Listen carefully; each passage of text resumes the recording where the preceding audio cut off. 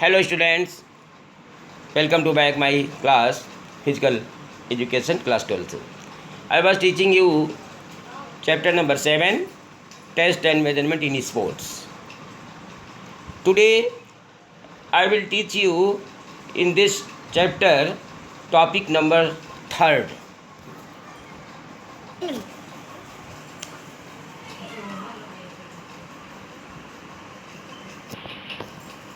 Video.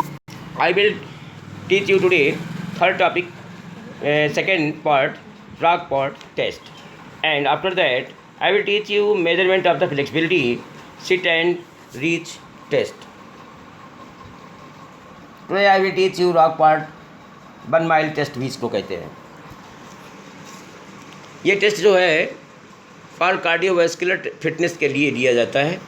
ये देखा जाता है कि कार्डियोवैस्कुलर फिटनेस आप में कितनी है, इसके लिए रॉक पार्ट वॉकिंग टेस्ट बताया गया. This test is very good to measure the respiratory fitness of the individual. Thus the objective of this test is to monitor the development of the athlete's maximum cardiorespiratory ability VO2. Procedure इसका क्या है, इसके लिए requirements क्या चाहिए आपको test के लिए, पहले ये जान लें. रनिंग ट्रैक 200 मीटर या 400 मीटर का रनिंग ट्रैक होना चाहिए. सेकेंड, स्टॉप वॉच हो एंड एक असिस्टेंट या हेल्पर होना चाहिए.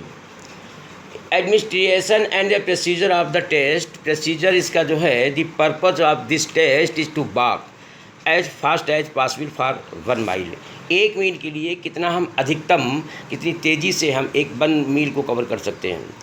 After you have completed the mile, जब ये 1 मील कंप्लीट हो जाता है उसके बाद इमीडिएटली तुरंत टेक योर पल्स रेट, तुरंत पल्स रेट मॉनिटर से ले लेंगे. Note the time it took to complete the mile.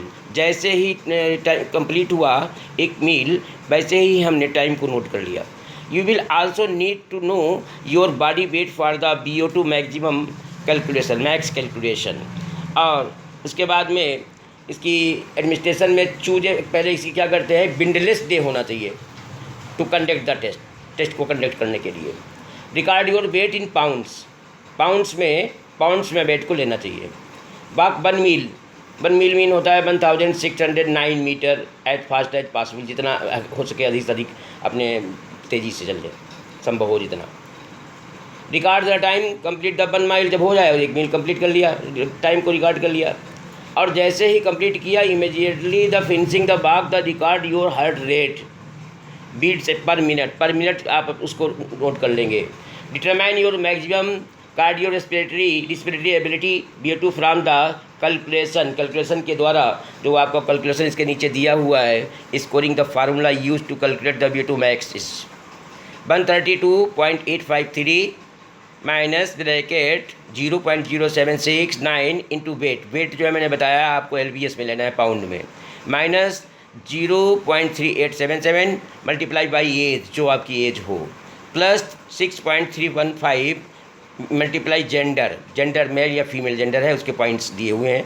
3.2649 multiply time, जो टाइम नोट किया टाइम नोट यहाँ रखेंगे, माइनस 0.1565 मल्टीप्लाई हार्ट रेट, जो हार्ट रेट आपने मॉनिटर पे आपने अपने लिया है उसको यहाँ पर उसकी वैल्यू रखेंगे.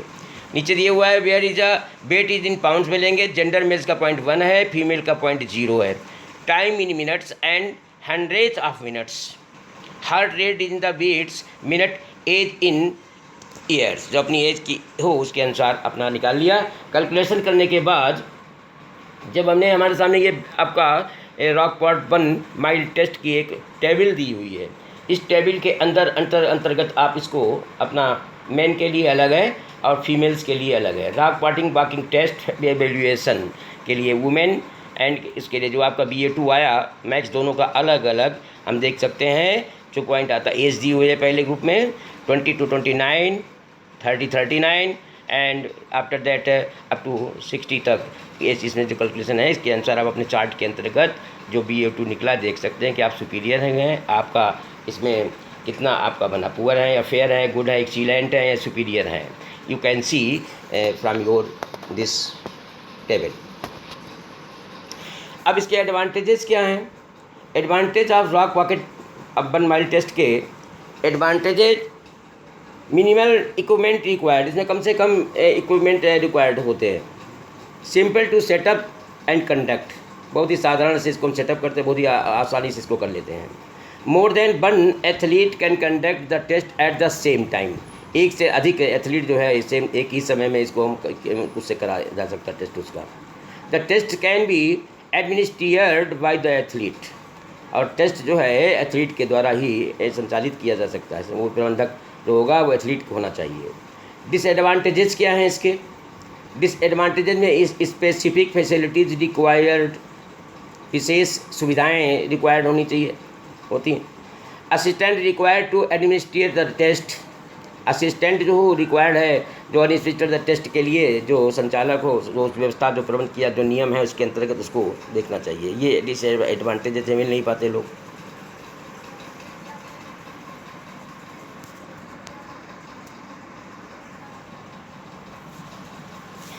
Measurement of flexibility sit and reach test, flexibility के टेस्ट के लिए मेजरमेंट करने के लिए इस टेस्ट का नाम है sit and reach test for flexibility. इस टेस्ट में sit and reach test is common measure of the flexibility, common measure of the flexibility. Flexibility का मेजरमेंट करने के लिए नंबर 4 टॉपिक है sit and reach test. Flexibility is the range of the movements of joints, जो joints होती हैं उसकी movement की फ्लेक्सिबिलिटी क्या कितने हैं उसी फ्लेक्सिबिलिटी बोलते हैं, कोई भी जॉइंट हो। It is affected by the muscles length, joint structure, टेंडोन्स, ligaments and other factors. A person with good flexibility can move his body joints through a full range of motion in work and play. कोई भी कार्य करे, कोई खेलते उसकी body उसकी movement होती है जॉइंट से होकर के, जॉइंट से ही मूवमेंट होता है। It is the beneficial in preventing the injuries, improving posture, reducing low back pain and improving balance. ये सारी चीज़ें इसमें आपकी इम्प्रूव होती हैं। जो बेनिफिशियल है, इंजरी जो है से बचाता है, इम्प्रूविंग द पॉस्चर, अच्छा गुड पॉस्चर बंद होता है, reducing the low back pen को ख़त्म करता है, समाप्त करता कम करता है, एंड इम्प्रूविंग द बैलेंस, और बैलेंस इम्प्रूव होता है। ये इसकी फ्लेक्सिबिलिटी टेस्ट में आता है। सिट एंड रीच टेस्ट जो है is conducted for the measuring flexibility of lower back and the ham string muscles.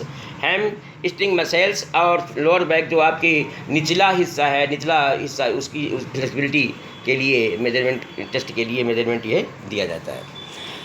Seat and reach test, इसमें सबसे पहले क्या है, जब इस टेस्ट को हम करें तो सबसे पहले the athlete bounce for 10 minutes and then removes his shoes, और अपने 10 मिनट तक उसको वार्म अप हुआ, वार्म अप होने के बाद अपने जूतों को हटाया। The assistant sequence the ruler to the box top with the tape so that the front edge of the box lines of the with the 15 centimetre 8 inches के करीब mark on the ruler and the zero end of the ruler points towards the athletes. तो इसमें सबसे पहले मैं ये बता दूं आपको क्या क्या इसको इक्विपमेंट क्या होते हैं।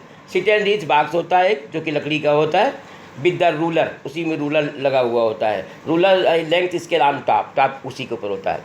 अब इसका administration and the procedure of test के बारे में जो मैंने बताया कि after warming up this test perform होता है, इसके बाद वार्मिंग अप होने के बाद this test involve the sitting on the floor with the legs stretch our straight ahead. आप उसको बैठ करके फ्लोर पर बैठ के अपने सीधे पैरों को करते हैं, और क्या हुआ है, the athletes on the floor with their legs fully extended with the bottom of their bare feet against the box के सामने ही पैरों को फैलाते हैं और उसके सामने ले जाते हैं। The athletes places one hand on top of the other, एक हैंड को दूसरे हाथ के ऊपर सब ले जाते हुए slowly bends forward and reaching the along the top of the ruler as far as possible. जितना अधिक से अधिक हो हम अपने हाथों को रूलर के आगे ले जा कितना ले जा सकते हैं। Holding the stage for 2 second, कम से कम 2 सेकेंड तक वैसी स्थिति में हम रखते हैं अपने हाथों को। The assistant record the distance reached, और जो हम हमारे हाथ तक पहुंचते हैं रूलर तक, उस डिस्टेंस को जो हेल्पर जो होता है हमारा या असिस्टेंट होता है वो उसको नोट करता है। by the athlete's finger lips centimetre में. The athlete perform the test 3 times. 3 bar 3 times में लिया जाता है, इसमें इस टेस्ट को कराया जाता है. तो ये है आपका. इस पोजिशन में 2 सेकेंड रखते हैं. Measure distance in inches by the ruler. Ensure that no jerky action or quick movement is done during the test. ये ड्यूरिंग द टेस्ट में क्विक मूवमेंट नहीं होना चाहिए, एक्शन नहीं होना चाहिए, कोई नो जर्की एक्शन नहीं होना चाहिए. जीरो स्कोर कब होगा? Zero score is given if hands touch toes. अगर टोज को ये आपके हाथ स्पर्श कर जाते हैं तो जीरो होगा. If hands don't touch toes measure the distance in inches, तब उसको हम इंच में नोट करते हैं. This distance is considered as negative score if it goes behind toes. अगर टोज के बिना वो चली जाती है तो निगेटिव मार्किंग की जाती है उसकी. हेलो, हाँ. Assistant of sit and this test. अब इसका जो है असेसमेंट जो है दिया हुआ है तालिका में, टेबल जो आपकी दी हुई है, किस एज के अंदर फीमेल ग्रुप का अलग है, मेल ग्रुप का अलग है. Regarding your age you can see here your calculation. जितने डिस्टेंस जो आपकी मेजरमेंट की गई है ये आपका दिया हुआ है. अंडर 25 अगर है तो वेरी पुअर 14, अगर आया है तो पुअर है तो 15 to 16, एवरेज है 17 and 19, एबव एवरेज है 20-21, गुड 22 एंड एक्सेलेंट 23. इससे ज़्यादा अगर है तो ये आपका फीमेल और मेल दोनों के लिए टेबल के अंतर्गत आप उसका अपना मेजरमेंट जो आया है उसको देख सकते हैं और आप अपनी कैपेसिटी को आप देख सकते हैं कि कितना फ्लेक्सिबिलिटी है हमें. तो ये आपका था. मैंने आपको ये ड्रग पर टेस्ट और फ्लेक्सिबिलिटी मेजरमेंट के लिए सिट एंड रीच टेस्ट अभी आपको मैंने डिस्कस किया. अब इसमें एक पॉइंट रह जाता है 5th वाला, Rikli and Jones senior citizen fitness. जो कि 60 के एबव होते हैं, सीनियर सिटीजन्स होते हैं, उनकी फ़िटनेस के लिए कौन से टेस्ट किए जाते हैं, जिसका नाम है आपका डिक्ली एंड जोन्स टेस्ट. तो मैं आपको नेक्स्ट वीडियो में I will discuss with you. So now okay, bye, thanks.